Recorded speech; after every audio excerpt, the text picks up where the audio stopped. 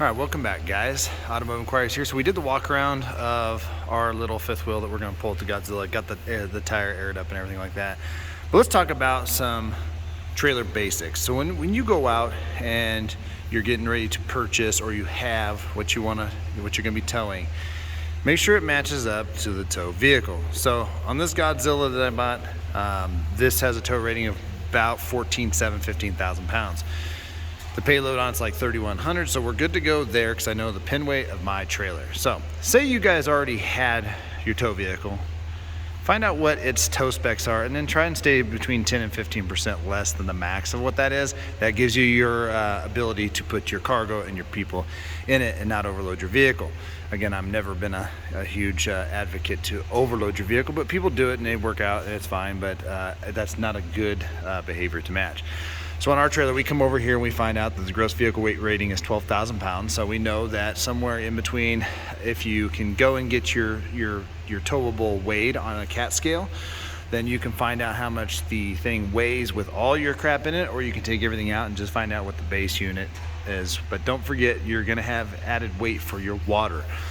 And at 8.33 pounds per gallon, that'll be dictated. If you have 100 gallons, that's about 833 pounds of water. So keep that in mind, okay? Especially most of those tanks are gonna be on a fifth wheel, kind of in the underbelly, mid to the rear. So just keep that in mind. In addition to that, simple things. On a fifth wheel, I recommend this thing. When I bought it, was covered in grease. You don't need to use grease. Get yourself one of these $8 Teflon plates. Never grease again. That's going to keep the grease off that kingpin hitch in the truck and keep it nice and functional. And that way, when you're putting gear in there and you're walking by it or bumping around in the back of that truck, this bad boy doesn't get greasy. If you're using conventional towing, which is the ball hitch down there at the bottom, you do not need to grease that, okay?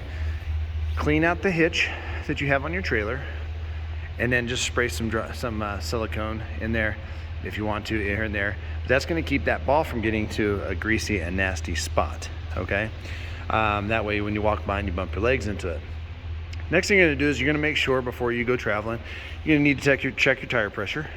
Now, you can look at the tire and see what the tire recommends. Or what you can do is see what the manufacturer recommends. On the newer trailers, they're going to have a little yellow tab there telling you what the PS of the trailer tire should be. I'd recommend during the summer months, if it's a little low, leaving it maybe 2 or 3, 5 pounds lower than that, because if you pull it out of storage and you get on a hot highway, that air is going to expand, so you got to account for that. You're going to make sure all of your little vents are closed, all your side doors are latched and closed, and then just do your thorough walk around. Once we get the unit hooked up, we're going to check the lights and everything like that. Now, currently this is plugged in. I'm going to leave that plugged in so I can pull the slide in, because there's no sense using your battery to do that. Make sure all your caps are good. Everything's attached. It's kind of like a pre-trip on a semi. Just make sure everything's good to go there. And I would recommend, if you're going to have a trailer of any kind, just go get yourself a nice tire gauge that reads up to 120 psi. That'll cover you from every small tire to big tire, and you don't have to worry about it. Most of the smaller ones only go to about 50 psi, and that's only going to be good enough for small truck tires. Most trailer tires are going to be a little bit higher psi, and then when you get to the heavy duty truck market, those are going to be up in the 70s and 80s. So now that we've got everything checked, we're going to go ahead and go in and pull the slide shut. And if this is the first time out for the season, you're just gonna make sure everything looks good and is buttoned down, your windows are shut, doors are shut before you go down the road. All right, so that is just some beginning basics of towing a camper, whether it be a fifth wheel style or a conventional tow type towing setup from the ball hitch. Don't need to grease them, just keep them clean. Get a towel, clean off the ball hitch. On this, use a Teflon plate, and you don't have to worry about getting that greasy. And then everything, just make sure at the beginning of year 2, your tire pressure is checked on your tow vehicle, and that your hitch and everything is going to be adequate for what you're doing. Again, my Patriot hitch in here is an 18K. My trailer's max is 12,000, so we're golden.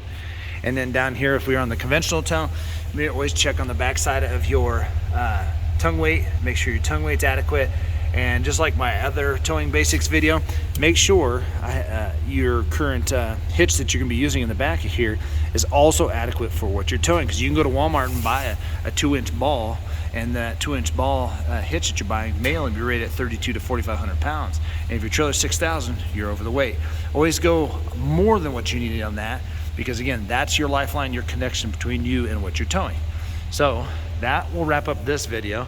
And the next thing we're gonna do is we're gonna fold in this bad boy, and then we're gonna do a video on trailer connections and how to check that, and then we're gonna show you how to get all of this done.